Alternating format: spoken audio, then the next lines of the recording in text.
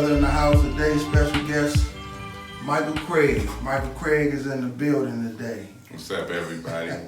If I had, I always say this, if I had, a live studio audience and they'd be in the background clapping, Oh, man. I'm humbled and honored. Yeah, they'd be clapping. So, how you feeling today, Mike? Man, I feel blessed. I feel honored to be here, actually. It's real cool to be here and be a part of this, man. I've always felt that you were a good friend, man, a good brother that reached out to me from the beginning when I first got here. Mm-hmm. If I ever needed anything, a shirt, food, clothing, shelter, man, he was always there. Invited me to be a part of the skate club. Mm-hmm. And, though I resisted a lot of the invites to go hang out with the crew and so forth, you know what I'm saying, it was always real. And so it's just an honor to be here, man. You got a lot of things. We need to interview you know what I'm saying? Yeah. Everybody tell me, you know what I mean? Yeah, get me on the face, I feel blessed. Camera. Yeah, everything is doing real good amongst this virus thing, especially, man. Yeah, we touch on that all day with that virus thing, man. It's crazy. It's major too. Yeah. That virus is major, Mm-hmm. So, okay, getting into who Michael Craig is, because we're going to touch on, a little bit of everything. This WEETV. We raw and uncut, unfiltered, no holds barred. Yeah. Like it should be. Yeah, like it should be. I think, the feedback that I get with WEETV, they like the raw and authenticity of the whole dynamics of what we're doing. Right. So I like to keep it like that. That's going to provoke this whole situation, wherever it's going, you know what I'm saying?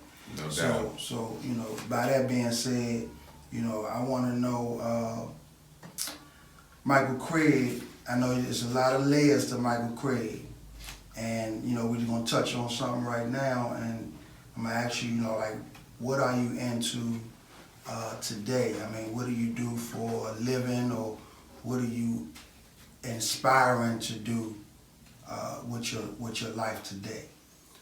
Right now, actually as of January 20th, 2020, I launched the Image Society, which is a nonprofit organization that combines who I've ultimately identified to date, who I am, and that is an educator, an inspirator, somebody dedicated to living righteously or living to the most high standard as best possible, being a creative person. And so, I cut hair. I started doing that in the 7th grade. I was also, a musician. I played the trumpet for 7 years and the drums for 4 years, and then I switched to the turntables and did all those things, pretty much religiously, so I was kind of brought up in an environment where you dedicate yourself to, a lot of hard work to whatever you're interested in. And so for me, today I'm dealing with the Image Society, which allows me to be creative, help people, inspire people, make money. Okay. Of course, okay. If it be the Most High's will, and even with that, it's more of a, if I'm blessed to have $1 million, it's really just to help other people with, even though I'm gonna have some nice things and live comfortably as possible, and so the Image Society allows me to combine what I was diversifying and trying to spend a lot of time doing, and it was kind of taken away from everything that I was doing. So what I had to do was reset and focus and combine it into a company that made sense. And so now we have the Image Society, which teaches the youth. We do workshops and expose them to what it means to be successful, what it means to be a high-level person in their personal life. So we teach them about being organized and disciplined and confident and accountable, being able to defend yourself, mentally, spiritually, and physically, and then we connect them with the successful version of that and give them a pathway to their interest and allow them to hopefully find an avenue to becoming secure financially as well as morally with the things that they do on a daily basis. So an example would be, I know a lot of lawyers who want to be good people, but they have to lie every day for a lot of money. Okay. And so what we're trying to do is create scenarios that a person can avoid those circumstances, right? Okay. And so that's really what the Image Society does. So we do workshops and we do showcasing. You know, so once a month we present, you know, live music, live art, journalism, legislation, and we represent 4 categories of image, which are the pen, the lens, the mirror, and the note. Okay, and so when you think about those things, they all kind of breed a lot of different outlets to be entrepreneurs or have careers in these things. And so that, you know, that's what I'm doing now. Go a little deeper for the folks that's you know, listening and watching about the 4 parts that you just named, because I want you to skip past that. That seems like that's very critical in you know, saying what you talking about. That's very critical. 4 parts. Yeah, it's interesting. You know, we're constantly finding ways to clarify that. But what we're saying as the Image Society is life represents itself in image. Okay. And image to us is broken down in 4 categories right now, which are the mirror, which is kind of what you see, you know, internally and externally. So doctors, barbers, cosmetologists, makeup artists, physicians, things of that nature. Then you have the lens, which would now involve you and WEETV. Okay. Photographers, people that capture things with the lens. Yeah, exactly. Videographers. Then you have the note, which is sound, the voice, the note, music, things of that nature. I got the note now. I got it. Right, exactly. Right. And then you have the pen. The pen is representative of really lawyers, legislation, things that are put in place with the pen that represent structure or parameters in life, or goals or expression. And so I'm sure that's going to grow and modify. And like WEETV, it's an ever-evolving situation. Right. And we're just starting without really knowing exactly where it's going to end up. We do have an end goal in mind that we're keeping to ourselves for now. That's going to take probably about 15 years to pull off. But those are the categories. And so those categories are infused into our workshops. They're infused into our social events. And our workshops outside of the character development is post-supported with a hands-on experience with an expert from one of those fields. Okay. So for example, if you did a workshop that had to do with camera and editing, you'd have a group of children that range from 7 to 10 years old. You would show them the camera, how to turn it on, apps and things on their phone that would allow them to start to practice and carve a pathway to being an expert in that field. And perhaps one day having a business, maybe by high school or junior high, and now they don't have to work at McDonald's. Now they don't have to, you know, sacrifice themselves in a certain way. And just, you know, for me, I grew up, I've never worked at McDonald's. Okay. I've never worked in an office. I've always done it my way, on my terms, not that they didn't come with consequences or mistakes or the choices were based in ignorance, but I never had to learn how to bite my tongue. You know, I never had to learn to do what somebody said just because they feel like they got more power over me because somebody appointed them in that position. You know, and I think that can hurt you sometimes as a character. Okay. You know, Okay. and a lot of people who grow up working, you know, in offices and things like, you know, they suffer because their boss is somebody that's tripping. You know what I'm saying? They got power control issues, or they were suckers growing up. Right. You know, and now they have a badge, or now they have some type of authority. Yeah. And your life is based on, you know, How they feel that you day. know, and so I've never had to do that. Right. You know, and so it poses problems for me now sometimes, you know, but I'd still rather develop or influence a person to be more like that, or like the result of having the development of having respect for yourself, you know, and being able to speak freely, you know, making sure you're humble and respectful still, you know, but being able to speak freely and grow in that fashion versus having that aspect. Right. Yeah, and so that's you know, one of the big things and the big result of what we got going on right now. So I know there's layers to Michael Craig, and I don't want to skip over the fact that you are or have been an entrepreneur all of your life. Yeah. And the entrepreneurship that you have, one of the trades that you have, you are a licensed barber. Right. Or Yeah. not even licensed, you're a master barber.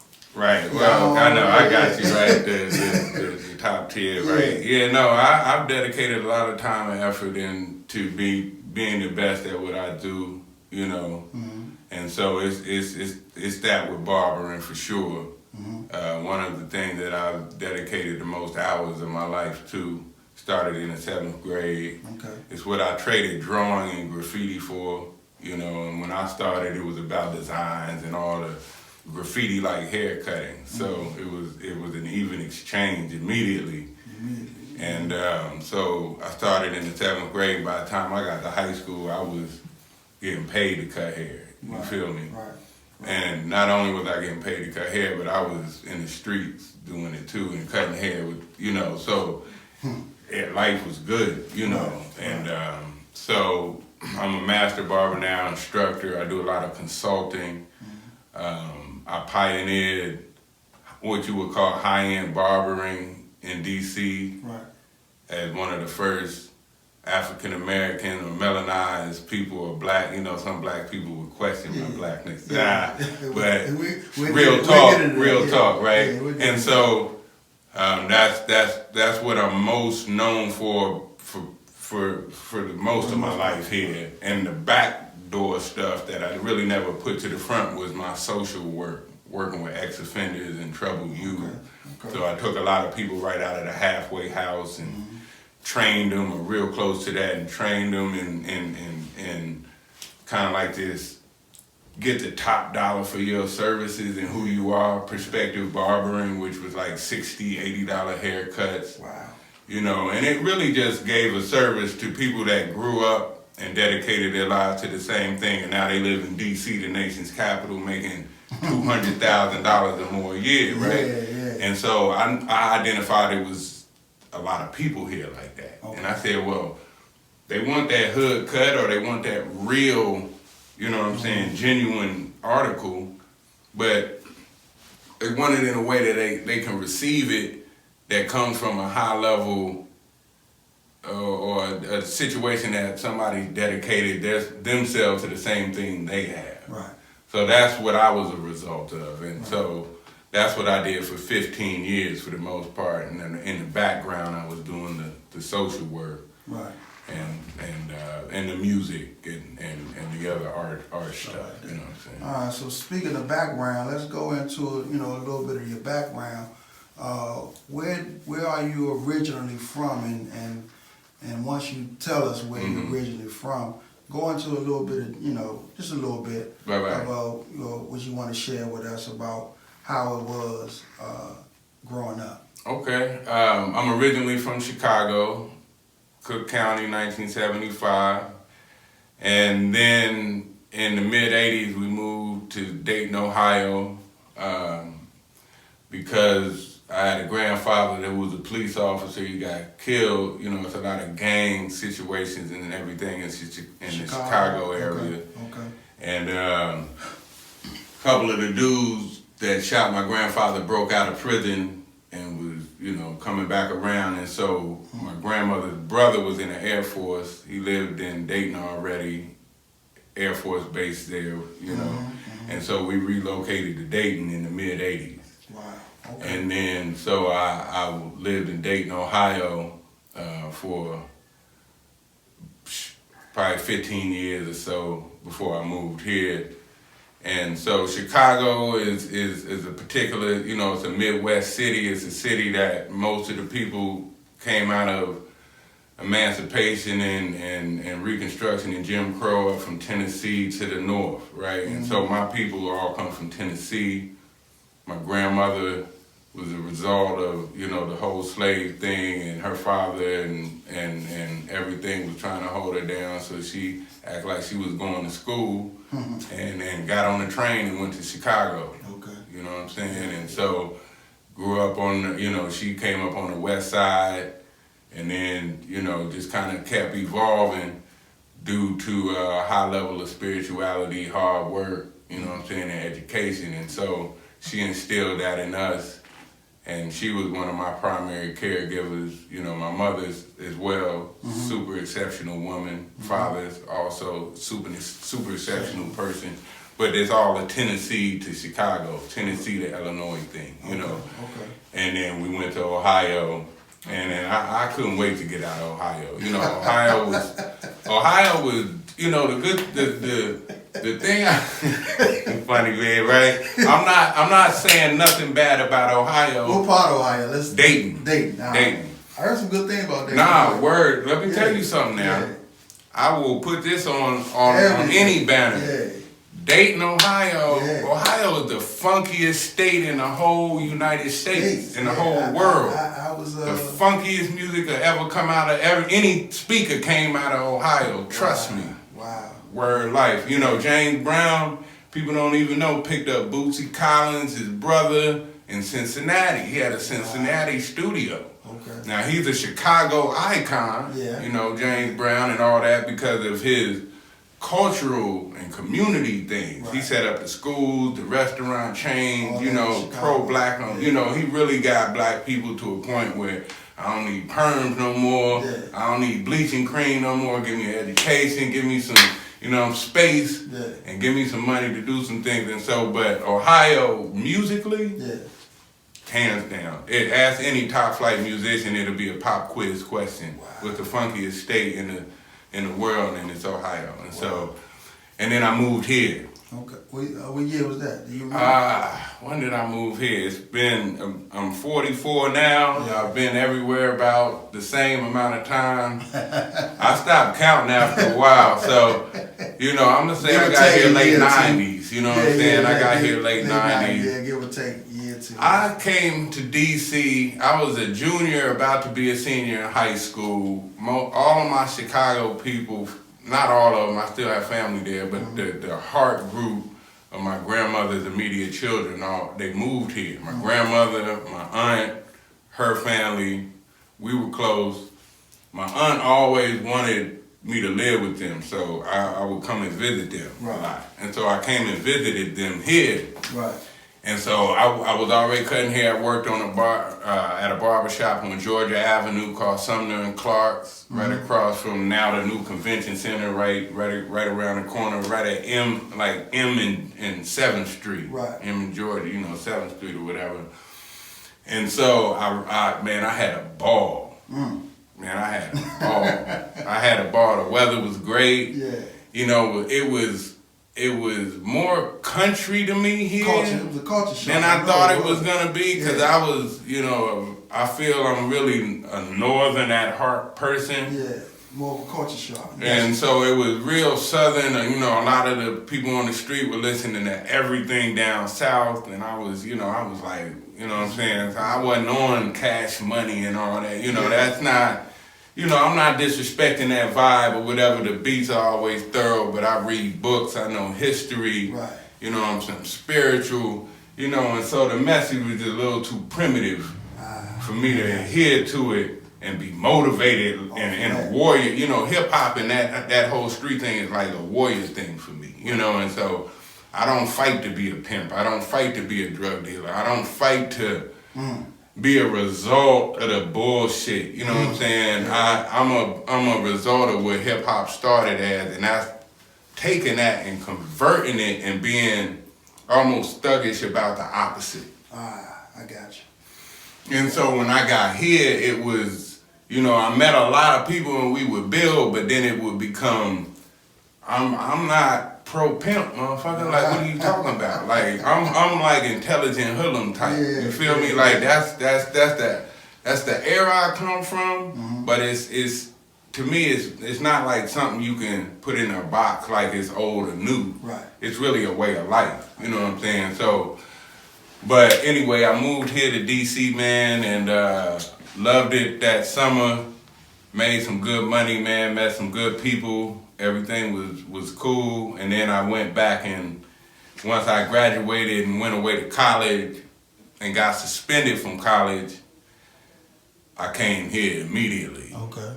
Because I had a plan, I had a mission. I already knew what I wanted to do. I had goals. Even when I was in college, I knew I was going to open up a barbershop, charge top money for it, go after all the successful people I could find, not be bound by being black or my skill set, so I'm gonna dribble with both hands, you know, that whole mentality, you know, take that out of town thing and blow it up, you know what I'm saying, and just, you know, try to stay healthy, stay out of jail, you know what I'm saying, not get too desperate when the hard times come, you know, and so I've remained here. I ended up getting married and having 3 children. So that's why I've remained here still to this day. Not only is it a really viable market to sell a product at a high price, it's also where my children are. So I can't go anywhere at this point, even though I'm now divorced. And that didn't really pan out as well. Kids are great though. Wouldn't take any better. But so yeah, I've been here in DC, and it's been good to me, man. And skating's been a big part of why it's been good to me. Not only have I had a lot of, you know, good results in the marketplace, I've also had a really good time in the skating community. And I think that's kind of what brings us to where we are here today, man. You're one of the most exceptional, not only human beings that I know, you know, you're a hustler, you're an intellectual, man, you know, you real, you keep it 100, you say you're gonna do it, you do it. But man, you one of the best skaters I think I've ever seen in my entire life, straight up and down. If it was in the Olympics, man, we talking gold medal after gold medal, you know what I'm saying? Muhammad Ali type thing, you know? That's Word up. So, I'm humbled to hear that, you know, real humble to hear that. And actually, that's where we met, to be honest. It is, no doubt. So 20-some odd years ago, right? 20-some odd years ago, that's where we met. Do you recall how we met? Man, to my recollection, you know, it was just kind of natural. Like, yo, what's good? Like, you know, we noticed you new around here. You know what I'm saying? What's up? You guys kind of skated with me, man, and my leg job went out. That's how I feel about it. Like, man, I was trying to, like, man, I'm gonna have to try to keep this thing going, man, and I really wasn't in the shape to do it. Well, that was me. I think that day, not sure what day it was, but I think it was Thursday, maybe. It wasn't Sunday. It was Thursday night, maybe. Christmas skates, and I would watch you, you know, skate around, and I could tell somebody from other cities that's not from here. But they may just be in town and they just coming skating because, you know, this is what they love to do is skate. And this is one of the adult nights and people just show up and skate. So when I saw that and I saw you skating and I saw the smoothness in you, the way you skated. So it's one thing and you can just put some skates on and just skate. And then I said, nah, this joker right here, he know how to skate. So when I realized that, I got from wherever I was, it was outside on on the outside, I wasn't even skating because I was watching you. So when I came on the floor, went straight to you. And I asked you, I said, man, where you from? Mm-hmm. You know, and I don't remember if you told me it was Chicago or Ohio at the time. Yeah, it was Ohio, because your man started calling me Ohio Mike. I'm being matter of fact, hey, look, that's how we identified that was it, right? It was that's Ohio Mike. That's where I just came off from. Yeah, Ohio. And when you told me that, I said, man, this man, he really smooth. So, you know, we started building from there. You know, and that was over 20 years plus, like you said. Over 20, man, and it made a difference too, because, you know, especially in all black community, man, you know, when you gotta approach it, it's like going to high school for the first time or something. You know what I'm saying? You gotta come in there and, you know, and so it was real nice to have, you know, not only somebody just break bread with you on the spot, but inevitably you find out it's like that's the lunch table you want to sit at anyway. You know what I'm saying? That's the lunch table you want to be at anyway. Right. So when I really realized all of that, I said, word, you know what I'm saying? This is perfect. You know, this is perfect. And, you know, that's, you know, I think a lot of people probably don't even know that because I don't sit in the front with y'all, you know what I'm saying? I'm not, you know what I'm saying, trying to exploit it. I've never tried to really exploit that situation. Right. They don't know.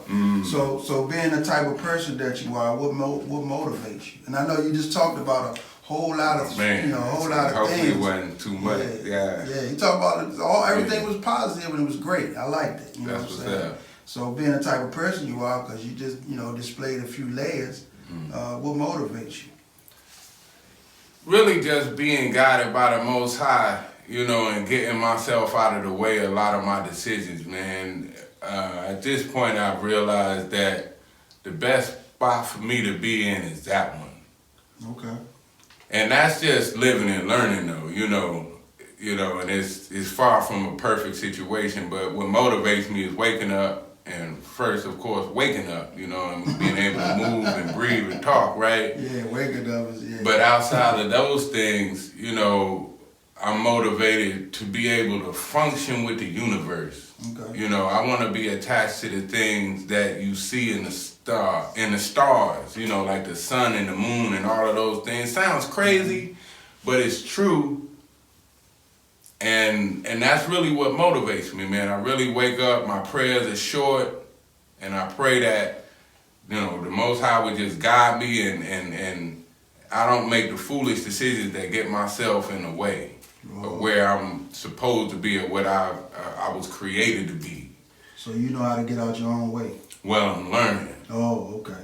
Man, I'm learning. That's why I don't have to watch much TV or feed into much gossip or chase a lot of women or try to overprove myself in any way, because I'm fully consumed with the adventure and everything that comes with trying to do that. You know what I'm saying? Trying to just wake up, trying to be in tune, trying to reflect, trying not to make the same dumbass mistake I made yesterday. Right.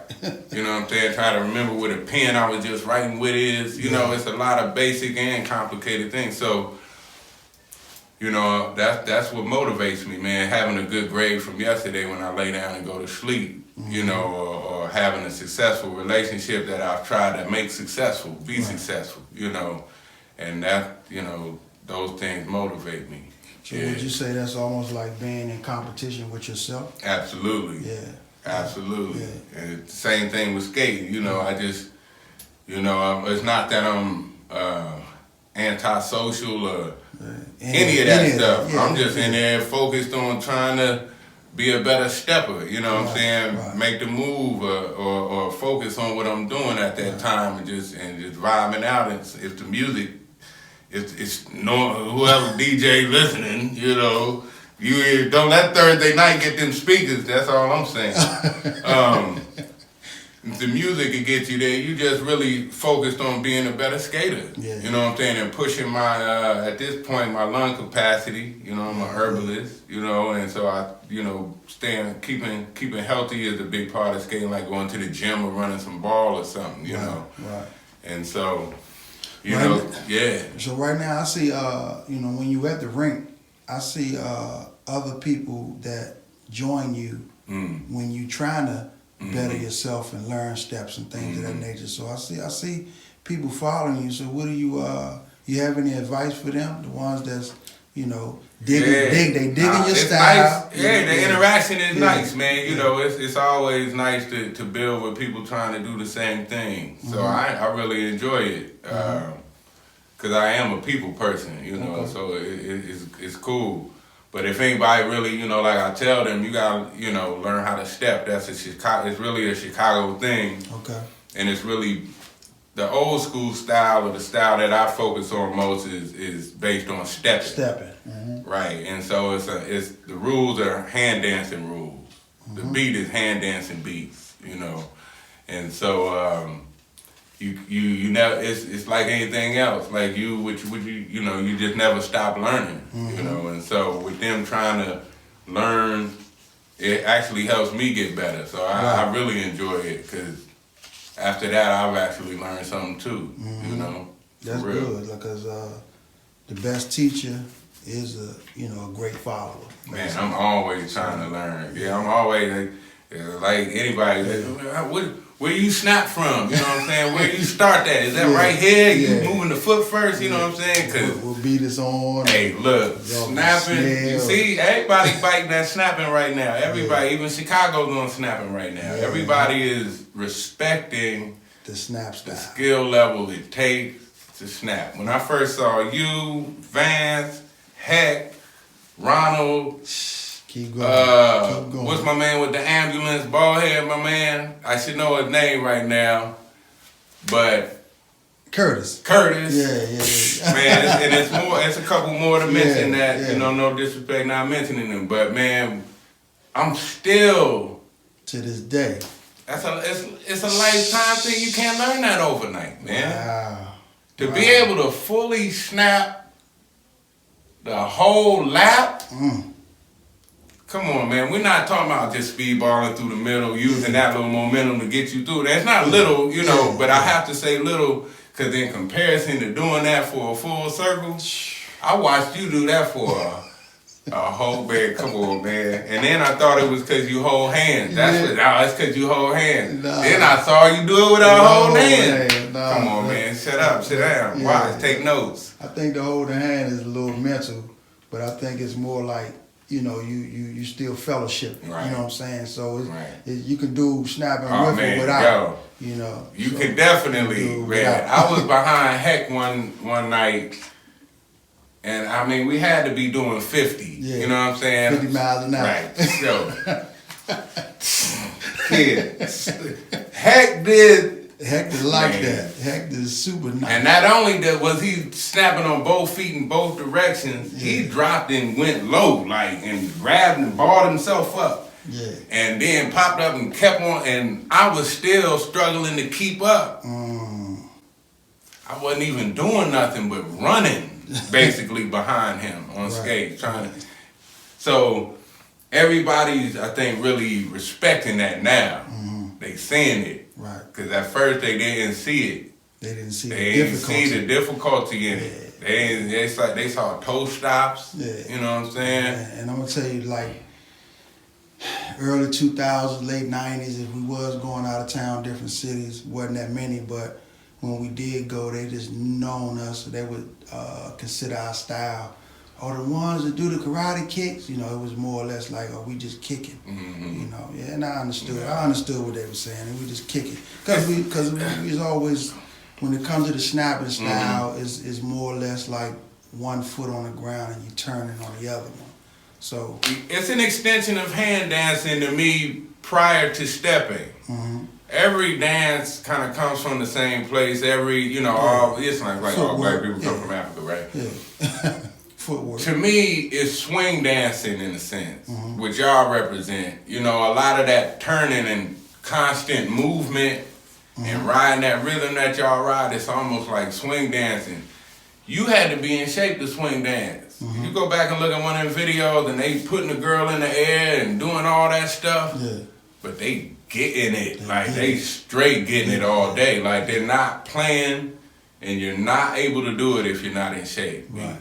And so when I look at snapping, that's to me an extension of that, just like the way the JV style is an extension of stepping. Mm-hmm.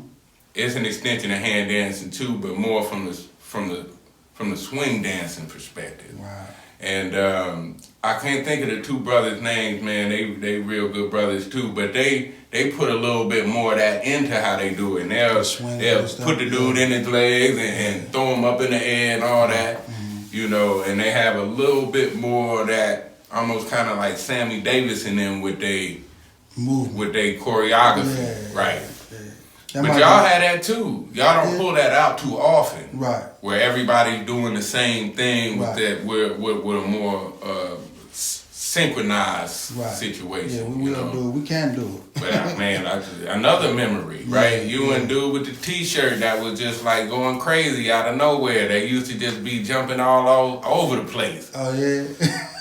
He pulled you up one night. He like, yeah, skate with me, man, right? Yeah.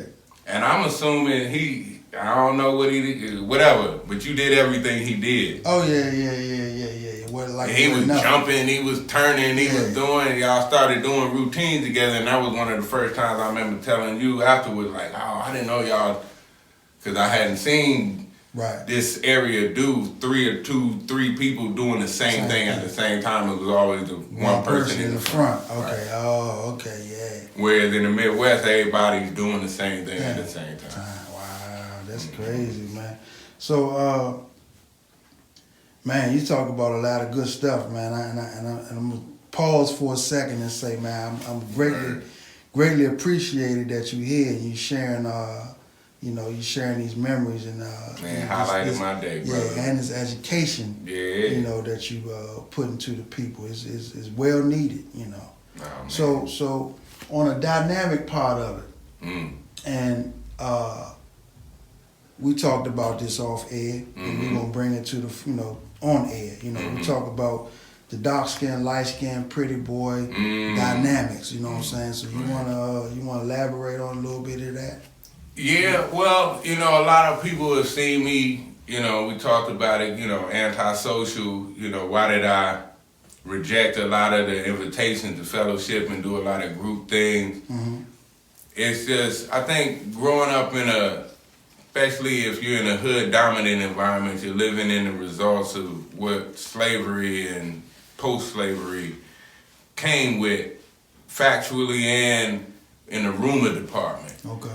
And I think the age we live in now, there's just a rift still between, people that look like me and people that don't, that are still black. Okay. And so for me growing up, it was a lot of, oh, look at this or look at that, So, it made me more of a kind of standoffish hothead in new black environment types. Because a lot of brothers I know that kind of do have, light skin, wavy hair, eyelash, all the shit that people just point out to you when you just trying to chill out and not really get noticed at all, become the things you have to defend and let jokers know you're not playing. Okay. And so it kind of develops you in different ways. For me, it made me just somebody that was never going to try to do too much to try to prove himself or fit in. You know what I'm saying? I'm going to do me. If you try to go the wrong way with me, I'm going to either try to clarify with you and make sure there's no issues there in that department, or we just going to have to, roll our sleeves up. So you got that what you call old school, man mentality. Like, I'm a man first. Yeah, I'm going to do that. And I'm looking, I'm kind of, because I got it so much, I'm looking for you to do it almost, which is kind of the problem with it. Yeah. I'm waiting for you to make the funny joke or not say what's up, but you say what's up there, because then I'm gonna say I'm looking, because if I let it slide, then I'm making my mistake. Because in my environment, you gotta address that shit right off the break. Yep. You know what I'm saying? My life changed when I punched a nigga in the face off that silly shit. You know what I'm saying? And I'm not advocating just being like popping off, but it's just a natural hot-headed responsiveness. I didn't turn into the person that tried to overprove himself to fit in. Okay. Which a lot of people that I saw around me, they would do that. So And that would lead them. That would get them in trouble too. well, it never looked good to me. It never played out well in my observations. Yeah. So when I moved here and y'all was real cool and welcoming, I still had some of that, and I still had some of that demeanor. That's why people think maybe he don't talk to people or he antisocial. It's just what I'm saying. I already know that based on the life I lived, being a light skinned person. That looks a certain way, that people are already just doing shit, based on history and culture. Right. So I just come with that mentality a little bit, which just makes me lay low and just chill out, you know what I'm saying? Mm-hmm.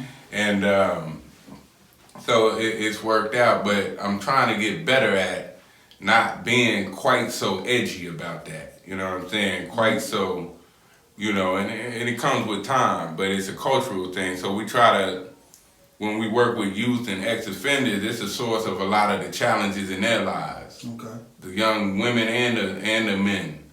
We're finding that the sisters react differently to the challenge than the dudes do, than the men. But the young guys are tending to take more risks to prove their blackness, or show out more to prove their blackness, or talk too much to prove their blackness. You feel what I'm saying? So we have conversations that really just talk about that. You know what I'm saying? Where you say, nah, you know what I'm saying? You still, you gotta just deal with it appropriately. Everybody's different. And so the sisters, it's the same way. So that's something that was real here. You know what I'm saying? I've dealt with it as an owner of a business that hired primarily black people. Mm-hmm. I've dealt with it on the streets more so than anywhere else. Mm-hmm. Going to the school in the hood. I'm living in the projects. I dealt with it mostly there, and so it just made me a really defend myself first person. You know what I'm saying? Right. Come to you if I think you got a problem person, and not wait. And so it served its advantages. You know what I'm saying? But I'm trying to curb it. Last time I went out to a club, which I don't normally do. Mm-hmm. It didn't serve me so well because the bouncer I felt he was talking disrespectfully to me, you know what I'm saying, doing some extra shit. Right. And I think if I didn't really have that skin on me, he and I wouldn't have had the altercation and make me just, you know what I'm saying, go in that direction with him, Yeah. And so that's what I mean by the negative side of that. So has there been a time in your life that you ever experienced yourself not being honorable? Absolutely. No question. When and where? I guess an example of it would primarily have to say in my past, mostly with relationships with women. Okay. Being honest. A little criminal stuff, but not too much. I wasn't never a diehard criminal. Right. Well, honorable meaning like if you was in a business contract with somebody and it fell through and it couldn't do something, you know what I'm saying? I've never done that. Yeah. I've never, even if I end up owing somebody some money or end up in a situation where investments don't pan out or whatever, I'm still there. I'm going to figure it out. We're going to try a new plan to get what we got to get. Give me some more time, whatever. I'm never going to front, lie, steal, manipulate, in that regard. No, I've never done that. That's, to me, why I'm still here. Yeah. To me, that's definitely why I'm still here, no question. And I owe people stuff now. Right. But I think due to the fact that I've never run from that, or not been willing to accept that or figure out, what else can I do to compensate for that until we get to where we need to be, that's kept me safe and, bullet free, what I'm saying, and all that, So the honor aspect of it, you got that. Like you said, that's what keep you here. Yeah, I got that was another Midwest benefit. A lot of OGs, a lot of difference between those who remained and those who didn't. Mm-hmm. You really got to see the difference. Mm-hmm. The people that followed the rules were still there. Right. And the people that didn't, they didn't. I used to run with a dude, man, he ended up being one of the most wanted people in our city for robbing dope dealers and all that stuff. Right. And entering into it all, everybody loved him, you know what I'm saying? All the girls, everything, he was popping. Right. But he was out of there. quick. You know, in the scheme of years, Right. he was out of there quick. Then you got the other cat, right? Right. And he don't have all that click, click, clack with the lights and the, you know what I'm saying? But he actually way stronger than that guy. Damn. You know, and so I got to see a lot of that. You know, and I think you did too. I think one thing that made us relatable was I think we both got raised under the same tutelage in that department. I would think so. I know your father too. Yeah, And yeah. he, you know, I don't know him personally, but what I do know is he don't seem like he plays too much about too many things. Right. Yeah. Right. Mm-hmm. Yeah, he had jokes at time, but again, you know, you don't play all the time. So, yeah, I guess that's one of the attributes I got from him as well, you know. Yeah, my father's best friend put 3 bullet holes through a bathroom door at his own son for raising up on him and talking back. You know, to give you an example of the type of things that, you know, shaped and molded a lot of people like us. Right. You know, is how I think, you know. Nah, that's real. That's true, you know. Yeah. And then, so your program that you got, getting back to that, you know, I think I wanted to ask you earlier about like the age group or the age range that you targeting, you know, to be in the society. The age range we're targeting currently is 7 to 10 years old. Okay. The reason being is we want to get in front of decision making now. Okay. Initially, we were, and we're still going to be in that business of helping you after you made the bad decisions. And not only do we want to do it just to get in front of bad decisions, the city is also really looking for a lot of assistance in that department. Okay. You have really 2 influential stages in human development. And so you got that early stage, then you got that preteen in the stage, right? And so we're shifting our primary focus to that. Okay. Not only because we want to, again, get in front of the decision making, but we want to attach ourselves to the demands from the business world. Like a business is attaching yourself to a demand, right? And so the demand in the city is to address that age group. And so we modified a little bit of our target, you know, our target audience. So yeah, that's the age group, and it's guys and girls, you know, everything in between. We're going to be identifying, and this is a habit we have to keep practicing your name. Your name, like we can't get right, whatever. So yeah, Mike, is there anything, you know, you want to touch on that we probably overlooked, you know, in this session right here? Because I definitely want to have you back here on WEETV. I mean, you're definitely an asset to WEETV, and I may want to do a segment with you later on, you know, just coming and revising everything that you got going, you know. Man, so whatever, man. It'll definitely all be access. Yeah, definitely be another, you know, another part 2, part 3, or whatever to Mike. Because like you said, you're ever evolving. You know what I'm saying? And that goes along with me too, with WEETV. We ever evolve. So is there anything you know you may want to touch on that we didn't cover today?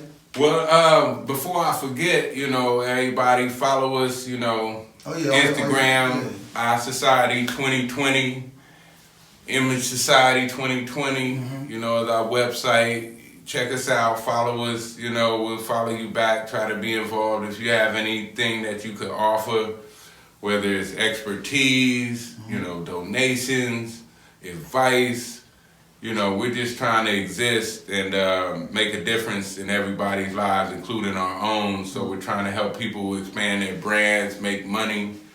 My man Eric, the video dude, the other dude, you know what I'm saying? We just trying to build, man, and let the world know we're here. So, you know, reach out to us, build with us. That's your contact information that you you know, Our Society 2020 on Instagram. Okay. Image Society 2020 on you know, just on straight up website. Okay. And you know, other than that, you know, you can always holler at me at the rink, you know, holler at me if you see me in the streets, you know, if I see you, it'll be the same, because, you know, we're trying to do new things, you know, in 2020. Right. We're trying to get you on the interview for the Image Society. I already told you that, so, you know, I'll be looking forward to that. I know a lot of people trying to get some insight, man, you know what I'm saying? But the time is coming, man, you know, everybody can't do it like you, man, but, you know, we first in line for that, man, you know. So, you know, that's it, man, really. The DJs, if you out there, man, you know, once we get to skating again, man, I know you're going to have some new songs, because we just sitting around. You got plenty of time to come up with some, you know what I'm saying, surprises, man. Blow us out our skates for a change, you know what I'm saying? But it's just all fun. I really respect what y'all do, man. I'm just enjoying myself a bit. You know, yeah, that's about it, man. Is there anything that I haven't covered, you know what I'm saying, for y'all from WEETV perspective? WEETV, you did pretty good, man. You made this interview easy, and I think that's because of the, you know, the relationship we got. You made this one, you touched on all type of, you know, angles and bases, and you touched on a little bit of everything. So you broke it down, you had clarity and everything, and man, it was all a blessing today, you know. Man, same here, man. Well, I appreciate it, brother. Thank you very much. All right, so thanks for being here on WEETV. All right, Let man. the people know where you at, man. Yes, man. WEETV all day, every day, keeping it real. You know what I mean? 100. We out. We out. More fire!